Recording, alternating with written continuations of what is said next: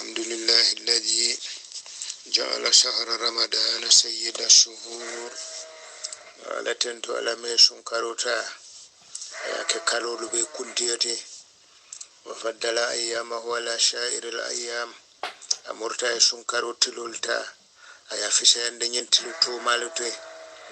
وشرف أوقاته على شائر الأوقات أمرتا يشون كارو واتولوتا أيا فشان دي واتي تو مالو بيتي وجعل ثوابه بغير حساب أمرتا شنكرو جوتا أمنا نيكي ولا فاودم مالا يالو شنكرو جومو بنت موتا فونو لا جومو نينت نسيدا تاكو تونيا باتو من سوان سوتو فو الله نسيدا تاكو كنتي محمد دي على لكي لالمو على لجومل مالا كي لالمو أخرج الإنسان يد بإذن ربه أتلي هدما دمول بوندي ماريو فاولا دنيو كان من ظلمات الشرك إلى نور التوحيد كابو فلان كفو ديبوكونو كنات التوحيد نورو كان ومن دلال الباطل إلى هداية الحق أتلي مبوندي في البنتي أكو كنسيو كان أيلون دي تونيا سيلو كان اللهم صل وسلم على سيدنا محمد وتنبي على دان لايكيس نيمو جيد وكنتي محمد وعلى آله على دمبالو وأصحابه الكرام ربنا على سايبول من ببونيار الذين على دمبال نسايب بونيار والمن يالو جعلوا له حق فوق رؤوسهم والليتو فينيم كودا دا تونيا دوني كولا ولباتل تحت أقدامهم كوكنسم يجوتو تاولا يسمولو وكايا تونيونكو حتى أجهر الله بهم دينه هنفو ين دينو جانجان تفافتة تلما وأتم به نوره وعلى كلمته فدينو مسلم يا نورو جانجانتا توحيدو كمو كتوتاتا ولو كره المشركون هناترا وكومن ديا فلان كفمولي على فملكيتي تاولا وسلم تسليما كثيرا على دانلا ay kesoni nemo jidi won kunti muhammadi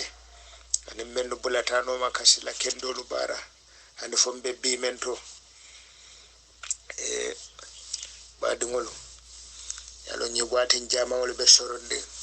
kutubi kotolun ka wolle yele doro ngado mandin talije kanyo kono to diyanyin karola oto mbaliya marla nim fango ala nyashila wala kato wala mko be kunton ko tede Mario dal tal Quran kono ako ya ayyuhal ladhina amanu al tulmulu men do dankene yata ma fal tul muslimolde al tulmu'minul men dankene yata kutiba alaykumus siyam ngasun karo farla yandal kande kama kutiba alal ladhina min qablikum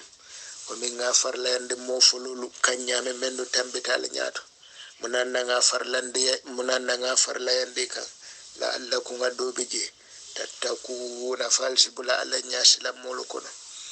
batu men tariyata kamo suti yande mari la kamo futande mari yoma wala musunwati yo kila sallallahu alaihi wasallam sai buluko nay sungo muta tuman don kafale mamira be minna na mingo fana muta nisafa ko mamira be sunna tumado kafo be bulala fi sungola yaje memmen ne ke yakala akafo yaltente la sungo nola nte mario kadom akando moronde la kambinde to modolo dembe sunde abe wolenya sungo kamo shuti yande alala ake shuti yande alala nyaade ne alaka dobe jesi bulala nyasi la mol kono wala mo doron direct e kabula ala nyasi la mol kono ake bula ala nyasi la mol kono nyaadile ku haramu don wala ni be sundi ka jamfa wala e bakar sunyaro haramu ko makumaro haramu faniya fo haramata tapalaya haramata kabula wande musul no ma haramata kabula wande kewol no ma haramata ni lota yow haramul be kanta tilitan saba walla tilmu wannen kononto e be daji ko kantare manta be momento sunkaro koda weke la fondamawti yetente wodaji ka kendolu kan e kana murkuja woluka wala musunkaro manta be won ayyaman ma'adudatin tildantan ne mutululume isi konti bulu konde walla faman kana minkum maridan bar min kuran talukuna aw ala safar walle beta masiro kan fa iddatun min ayamin ukhar ibajola tili dole la kila sallallahu alaihi wasallam ako alamu man sa fondin sirilete ako naya la jongoso ako yam fatima ni kuranta ikana sun ni betama siluka silu kole ate isime ako nin ala yeso ata ako alamu man sa fondin sirilete naya menso amuta hanin na hada mayato nimmo yeso ni mamuta ikamari malundila wobukadi ya mari kila ko alamu man sa fondin sirilete naya yeso amuta abe alabulla man sulala na ko ni kuranta yamfade kana foko be sunnale yefan mantora alamallafu wala ni sunkare ni alqur'ano ni misilma ya be nata dahandirul la torata ko ne menje a torata ko ta ayyin duno la fana ka manta amma fahamule torati ja be nata dahandirul la min alay menso dukare soro muta ka foko ha ntebe wakillale mankenda nyanya be wakillale ngasum kato ne sun karo fata julujo ka kole ale ne molbe min nan tebe sunna dukare alin kana okay ikana ifa kanela kuran wajabindi fo mantora kuyena itaraje badungol de sungode asiyam rukunun min arkanil islam afana be tunkun ne mate muslima ya tunkun kono wajabahu allah ala mukallafin mennu baluku yata ala ya wajabindi wallaka aya farlayande wallaka ni la kalama se ka fole man baluku e man men musukunda e man ina man farloje ke kunda wonya ila mengo masi boralu mambo e kanwolo man falin daba ko to tielu mambo ya abo ete man ni yake abete yata ka to fen ni mani bukano ke munya fo ki imokala fo may ko bay nyunnal abuka kenon to lad wodindim malo nka kala hannen kebal yalon kon ka jisu nyaake e kenya kashin nal doron bari kalon ne nimmani nta kenola fala yajuj atadalade an yuftira ahadum pour kiliye mingal kono illa li ujri shar'iyyun falan juro me yalon sharia son talade min marradin kabo kura waldo aw safare walla tamo ko min ngafo nyame aw nahwi dalika an wol mulun tanyo fal maridu alladhi yadurruhu sawmu min kuranta dun sumobe e torala ila kuraw ni sunta kuraw be wajabila yaftura ayyama mardihi ibe minnale ila sasa tilul men sasa kontobe kanyanden tilol men fe sasa e mutawato men nebe o tilol be minnala ne sunkaro bande senajo wakadhalika bitanal musafir tamala fana yajuju lahu alfitru min wadata idha kana safaru mubahan natarta ala tamu akole yata fi gairi masiyati na man bara manke ya mar soso te kafado mbeta masilolo kan tamu bebe sona yare yemi imawo sifa fanaf nin tamu men kole yata lamu asi batande no surul ne suntera wala ma wala kala wala e madda fe jati yol tora la sifalo yo we simin no ni beta masilo kan yo kuran tofana na sunta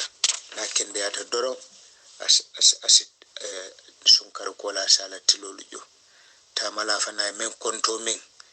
ni sunkaro fata doro as wotirolu jo yo mumen fana ke baya alhalu kamma itade ko tota koboro ila domorolu buka jamfano nyola wato wade yamiran da sama ta bambiyal man da sama de nafo kanyina mulun ka hanni buka nyina barnin e kadomoro lo nyoke buka famale buka jama do mo bar watu wade kadoman dando ni la ke baya futa dawdo dole ko nye nanta ta kan khalifa ya akonye yelle panyala to dokola e ko nyaade min mosoran babul akon data la bunkono ngata rasunkaro kana be domorola akon aka kan khalifa kay mama alayem pension na shayenko akay ko han tubabu do ko ni metale ke pension shayin nuwol buka fama no domorola buka kesho domono bare buka fama ni sima ta bake sanji tanse nyolo kata tanko non to nyolo kemol ni misal fe yew si falu soto ne sungo ke tora isi domoro ke nole ye mudo suma tilwo tili ye mudo suma ko men kany mudu suma ndaw menta sunkar sallu somanda wala suma ndaw men nabe kanyandano tilwo tili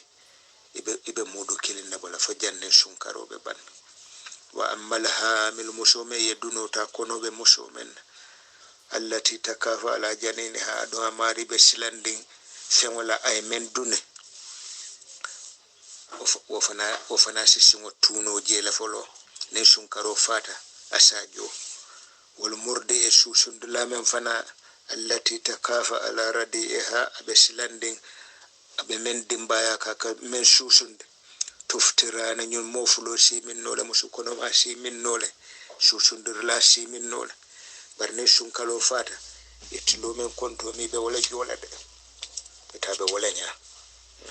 wala ma fo wala isa sumay ko inyanta jola fatuba liman samahu hakka siyama mole ni basodo me nyi sunkaro sun anyanta sunna nyame wa kama be hukukihi hakkal kiyama allo tallo yorola ni sunkaro wucho bela wa kaffa lisanahu anil gibaya wa tanka koma kumarola wannan mima nin buna fayya wata amatta ma kamolu danyinin sun musunna na sun wata yela domorola akamta sun baraja fana kawale sur adun fente boleta famala barajo to ne sunna suntera wadiyala ala sun barajo kaw nyongole safete teme domoro diyala ada manke ko fenne ka bo sunna la barajo to ala famala fonde sire yala wada fatuba liman samahu haka sha mole ni ba so to meya su nganta sunna nyame wa salla bil layli wan nas niyam mole fana ni ba so to men kalo suto akan nafil wotumo mole be sinona wa hafiza awqatahu bit taqwa wa ta'at mole fana ni ba so to meya la watol tanka sun karo kono anen alanya sila wala anen kayamaro noma bar menno katasi damudula mariya sidula ikafako ne be sirin je buka ba kalama in kanna wato lefa wulkela barajo lefa e bukalo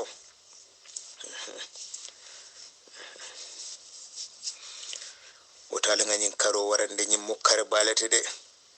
fajimu saharakum fa innahu saharun azimun nyim mukkar balete ala karo warande nyim karo le wantero karote ala la fengol be aya be wanterle nkaje ne sunkar salo sita mulbe talan ko sita sira kunda marse wol to mbasa nyu be jurmere wanter ala fana ala wanter karo le munyente de barajo wantero ne kundin ka barajo men safe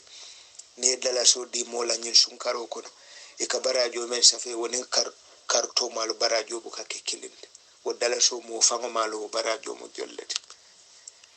ne domoro di mola hani tamare dungo ya di mola wala nakila sallallahu alaihi wasallam iko fonde sire bala mate nir la ba sunkaro kono lamu aka niro ke bake kato jibril kana wato anaka alqur'ano yinke wotumo kila bulu ba maraka niro ka bele la ka fonde sire ya wato la bake woto shakata bakilo ya ngafa lela man palace soto dino kono annabi la yusuf fana kabira ma sakila sibo fasara misra ko sanji worowla ne jiyobe sotola sanji worowla do jabe sotola yo sanji worowlo men sotobe kala be fankanto le kala be kono mile kala isaje sanji worowlo men jabe kala domor kote molu batande lan kana tulum domoro la soto kata sanji worowlo men biri ay masakela sibo fasara masake nata fa woto sai ta fa be marla mangasino le chabola domor mangasino alay palaso di ala misra banko kan itu inatata yusuf fana mo sunna balata yusuf bun yakuba kasumbake ya nyinin ke kai lima taju e wa anta ala kazainul ard manande itakatu konkore yusuf adu mangasino domoro chabulu bebe telebul akoy ninte malo memmo konkote nte konkoto la hajo topoto lano akoy wala nan kasumbake pour nin konkoto nata ko nye mangasino dalen surat mando mor soto nsi sobe yaw mari la kula misilima be wala nya momo be bundamen atubabu do kule amarse to firle mo be tilila do ko to sube yaje kala de misilima yakono kara mo be wala nya abe sube ala ko be la namanaje fe ya ku kunna ala baraka bake yato sina dolu natina menno yadati bi nge kontola menno badati la sama nge be kontola ala man bela batulu mutala la nyasla mola la man bulale kono par sunga ja ajote mogul da ala fa wala ka jo alkiyama ni molla julo bela ikela barajo le ta yejo kadu do ku tawre ikela barajo le ta yejo bar ni misal fe ila barajo banta molla julo man bela walla hakoy ka wala sika yale ko ngodon silan toñandiro la sunkaro kono sunkaro banta tilowo suto toñandiro te mo kende mankutude na katanga daji kol betende annabi molu ko e mantol kinan fenfenna foka alala kilimba sabatinde anin ka daji kol dada tawhido ni ma soto e fota bela la nefula kafo alam foy mola muta ko ala foy berela muta fo ala foy yirla muta ko ala fulan kafo kamola baro be ke kensennete na kada ngaw bonna barol do Allahumma salli ala Muhammad wa sallam ya don betenten na kamol kono to de na kalifo kondon sun karola anin dimbayalo be manta ben talibolo abe wala nyato talibe kebalo ba isa nyol dabonyil lumu dabonyil ngebe kondo moro barindo afa manding na kondo nyin karbala nga kamara fana kondo talibe keba burama kamara nga kondo nga kamaron kondo tanje na Senegal badumula Idrissa Biaye ane Touré afama tabayto kala nga kondo bake nga kasema fana kondo badugol biye kondo ngamen to fo mammen to fo kafola do kulalo abe wol nyaato president bamfa ni la do kulalo be kondo alama na batul be mutala nyin karin kono alama kila wakillati je alama kila tisit lati je Allahumma salli ala Muhammad wa sallam ale continue la ba fala karo bismillah مرحبا بك يا شهر رمضان ببسمنا لتشون كربا مرحبا بك شهر التاءة والغفران ببسم الله لتكرمي كالا لا يامر النوم ولا ينتكل كونو أنك كفروا دان منشوبل مرحبا بك شهر النور والقرآن كروم بافلي ويلكم بافلي بسم الله يتنورو كرو ite alqur'ano karo ko be ngafa nyamen sun karo ne alqur'ano mu bakilum fakilin net alqur'ano jita sun karo la kono nyina mu karote nyina mu paswaro kalote munan na ngawfu liyamiza Allah bikal kabisa min at-tayyib ala katamero kenyin karolla ka ku kendol len ku kurol bonyoto ka paswara ka fufule nen keso bonyoto ويفرق بين الصادقين والمكذبين على كتونيا فولالو أنم فنيا فولالو أكيبو نين كارولت منو لم دانكنيا بسباترين أنم منو كافو دالا دوري نافكي يا بري من دانكنيا ولن على ينفع القرآن وكنا ألف لام ميم أتى على لا ينتو فسرولو أكو أحسب الناس فمولي ينجيكو أن يتركوا كمبيت لديل درو أن يقولوا كافدرو آمنا أنتم وندتل وهم لا يفتنون أنتي كتبولا ولقد فتنا الذين من قبلهم أمول كتبولا من تنبتي نياتو فلا يعلمنه الذين صدقوا ولا يعلمن الكاذبين أكون تمول كتبو amolu kotobole mennu tam ka fodoron danke ne ado bukanna alaye tujede akila limani attestele ayi kotobo kolayane sono yalla bala wol den ku kotengolo kajibe fo be kirla nayo beke man pesali man murkoma ila mumune yasina sabate asila palaso kotata ولقد فتنا الذين من قبلهم فيعلمن الله الذين صدقوا ولا يعلمن الكاذبين nen alay o koto boroke wolta kanalon ko menne tonya yandiroke lahi dola anim menne yalon ko wol man tonya yandiroke lahi dola abe wolenya min sun karo mo kare balete de sakata ngante siti kila sallallahu alaihi wasallam ako famu be jako sotolde ako albalolu jako musungolete komi kanna nafulol jako bo nyame ako famu be jako sotole baral bala jatol fana jako wo musungolete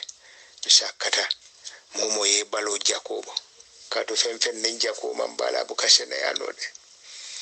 yo dula dol fana ako sumu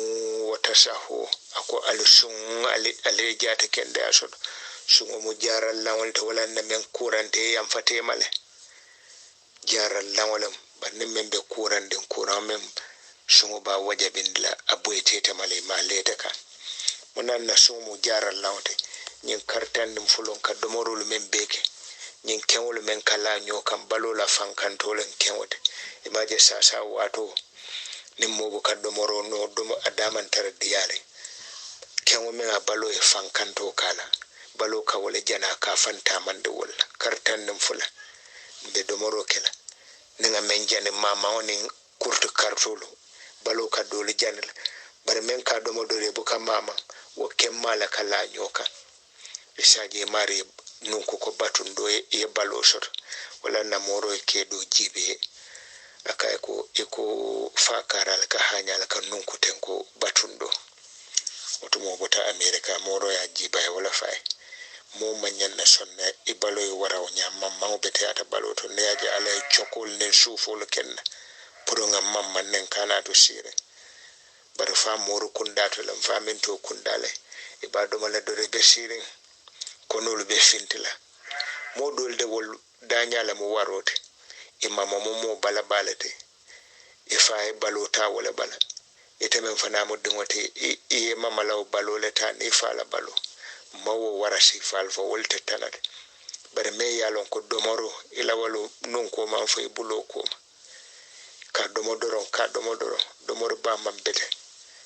kila sallallahu alaihi wasallam ko mu'minu no kilinna bala ko akum fulan ka fumol no woro lalabe wala mushrikino kamendo mo mu'minu taw domonola misra man sakeo otomo kila ile taro ki invite pour ki commande kadawa ka pour dundino kono masake ni fen jamala ki alala kila sallallahu alaihi wasallam abo fengol kono ay doctoro ki ay abo silafandol kono ay nafuli jama ki ay silafando bere nafulo ki ay doctoro ki ay jon jamal fana ki ay biri futata doron doctaro alala kila ko yeko ntol annabiyo mulu ntol boka shula doctor akay ko domoro be diyar ntol da wato minna nka wulu wo wato le adum boka domoro ke fonin konko yammuta birin kila ya jabi wala kay ntol boka domoro ke fonin konko yammuta adum mo fulaniyo ntol annabiyo kilin ka wala dom ana kay ko ntol annabi mo kilimo mo fulala domoro oto fenketam bulle bare aka men fay doran kafa ko ntol la domoro ka kanyam bake mo kilina domoro ntol annabi me fulasi daga no wala yo aka mo kilimo la domoro ntol annabi me fulasi wo domono la ayin ko nofa akay domoro be diyarin da wato minna nka wuluwo wato le akay ndumbu ka domoro ke fonin konko yemmuta akay wulan nan tulbu ka sula doctorol yara wenyeta inyina itande ko kuran jamabe je domoro le kasimo wulan na kitabul yanate iko almaidatu baitid iko domoro wala mu kuran wala mangasinota anesin hakiloto adunye sunkaro kanale pour bala kemo men ngala nyokan kartan nim fulam mamma man kemo be laren nyoka ni sunkaro wato konko men kam mutam buka domorke balola o kengola ka jane wo be jane la nyame saji yele siloli ye free yelo eta nyama jata kende yalla ye sabat bar sile be o jara kan sun karo kono tilo mu me o imam mendom fitiro ko yo be katin nyoka yo nuwol fana bu kela do ko kenwaya a nyama ne fenwolo katin nyoka kenen di mambule tama yew jande folo ye nyillondi yew ma way boje nyillondi yew ma ya be katin jama ne manta be hanin na filo fa ne ma mande ka fa na lawa mbina bitu ita kala fele lala wala nya luwolo e bulo tambi bulo silla kundan ko luwolo bulo le tambi tambul ka ma fo e kawodo luwol ta jane nola wol fana bo ka sungo nafa soto ne ko sumo wata sa wal sunga le jata kenda soto kenya le bal wala na kila ko docteur yam fatima isita ni lafte situ janni lafte sita barantol annabi mul mansula docteur wala domoro be diare nda wato men ka wuli wo wato le adum boka domoro ke fonin konko e muta adun tol annabi me fulan sidden no mo kila wala domoro la bitun jongolu mansa ke jongol men ki ay ako jongole ko nal sedata ko tonya batu mansa mansoto fonte ala nal sedata ko tonya batu mansa mansoto fo ala adunte muhammadu malaki lalete ako jongole nal yo kumo fo doro nal dankenata wala doro mbal be kamfore ala al manke jonte kabo bil jongole yo fa ayam fata jongol be ma komi ay jongol ay wala kamfora aman jonta aman docteur ta na fulo e menki ay fuwarul be kumande mo hataje don aya be talantalete oto nyina itande kila ma hadume duniya ko kulala amma fo nyin jongol sika turo ken na dimbali e tendente na fatuma danata yale alibula muso kay ba kay mfana ma koy moto membe ma koy la do ko murado siya tambulon kabata ko min bindano nyininye kila sallallahu alaihi wasallam akay ko ni salta subhanallah tan sabane saba alhamdulillah tan sabane saba allahu akbar tan sabane saba tan kononto nen kononto kemen jawa ya fa la ilaha illallah wahdahu la sharika la lahul mulku wa lahul hamdu ala kulli shay'in kada kay wala fi sayati jonte yaje kila la bungo famba jele bije kuluro le bije atele dembaya marono mo beti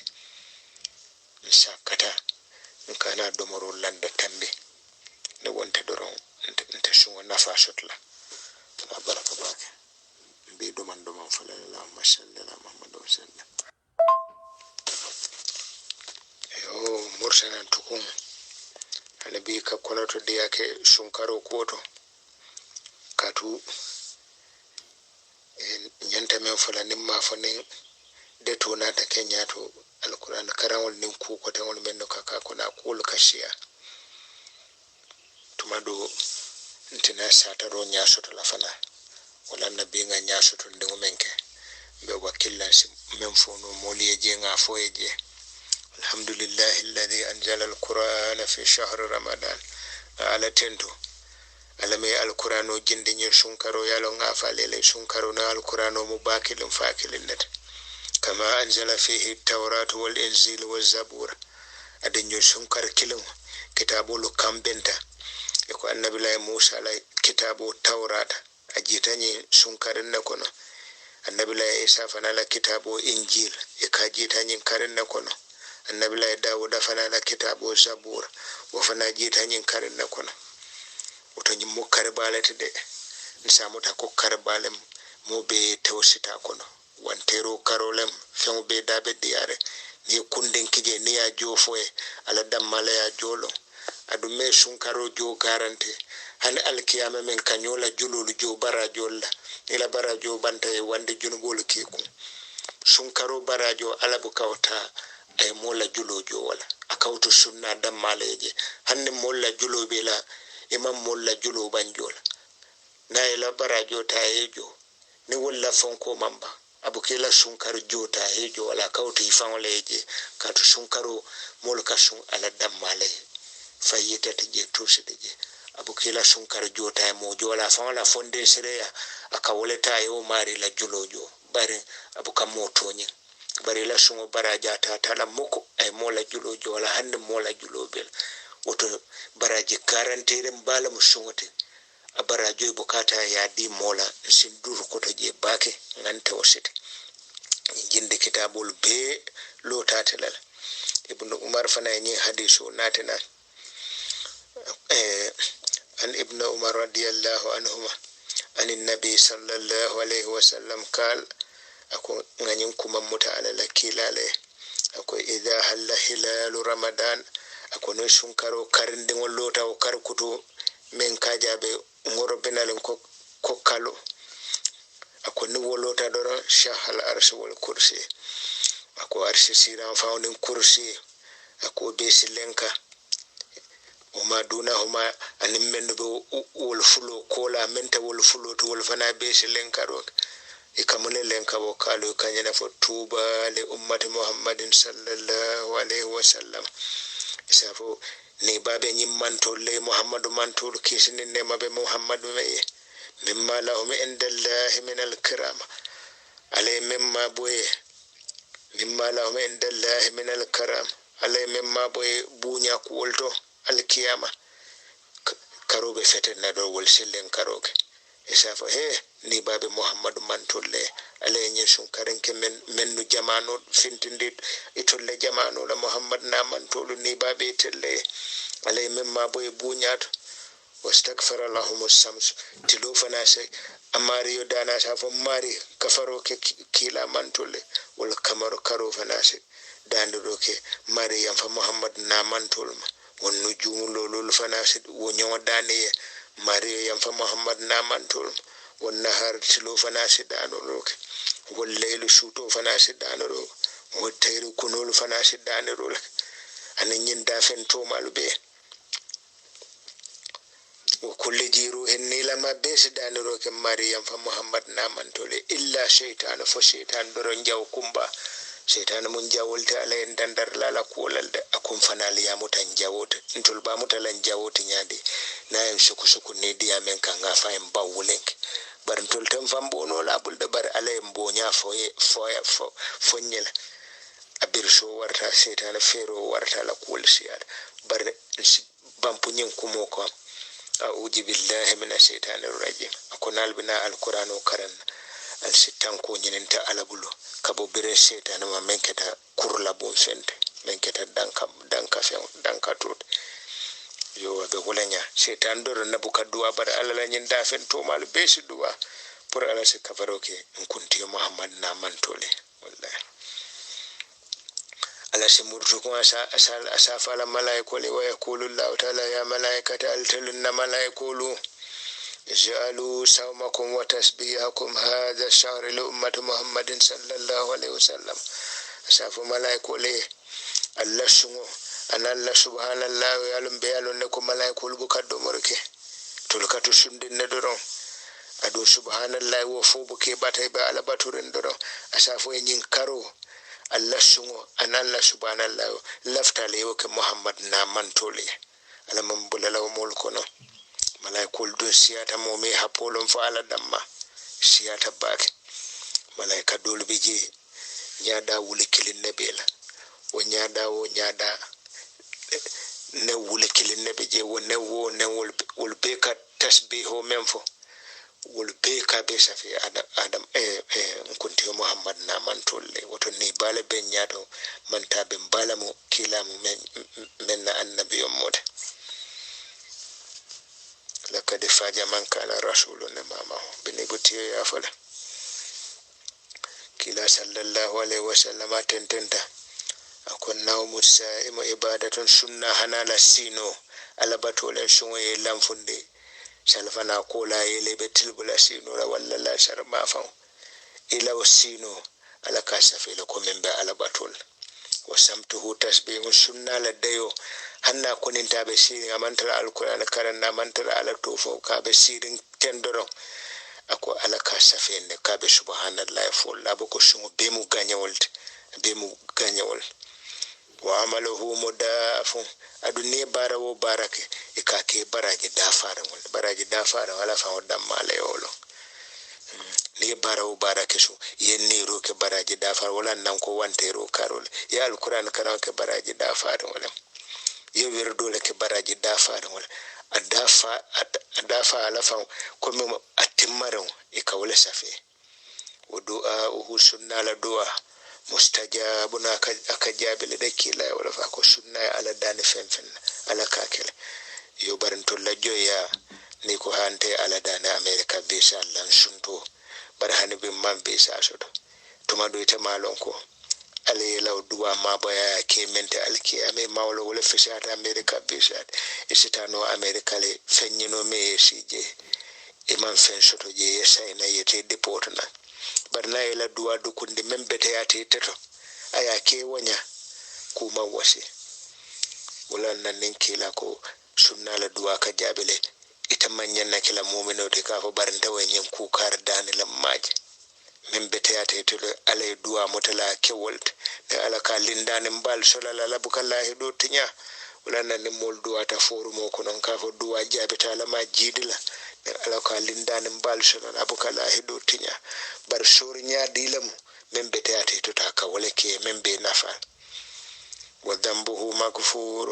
kila sallallahu alaihi wasallam ko sunna la junubu wa ala ka kafara enne wato sumu be mu ganyawol mo me be sinola ya safe ko be ala batol ibe deri ya safe ko be subhanallahi ful ye barawo barake yow mute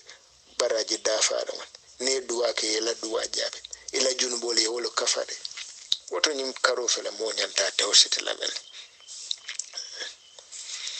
kila tendenta sallallahu alaihi wasallam ya lon kale sun karo ne alqur'ano mu bakilum fakinen sakata alqur'ano karam bakenyin sun karo kono nembuka karan no sima be aka karan dale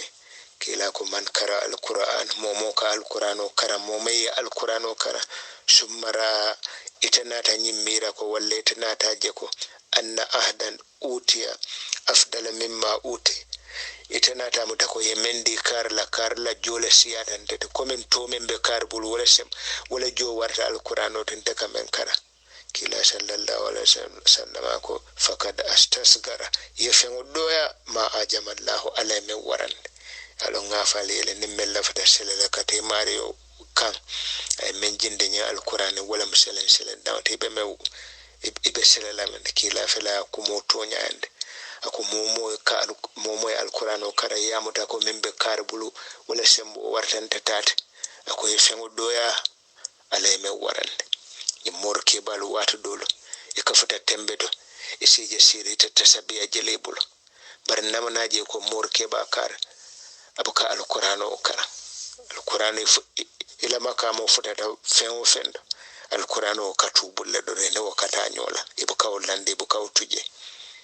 ndafa safo no len namanan tasabiya je buy ba morobul ma fo morobu ka wirde ke katu moro ka kuma kelim fa dal ne yo konde wakake to balate isamana nemme Allah folako kunya wile jolata law kuma kuntundin kilon doron na yo fo nyaala bare alquran e kaw jabul hanni man tasabiya jabul alquran e kaw jabul na baraka baken sin tawsite nga alquran o fasa nga karannalu makoy mfangol kamma be jen kallamo yala la moyrla na karanna be kam barajulale ni mutesi de karol de mo kana so yellamfu la baraka la ma kayra kelam be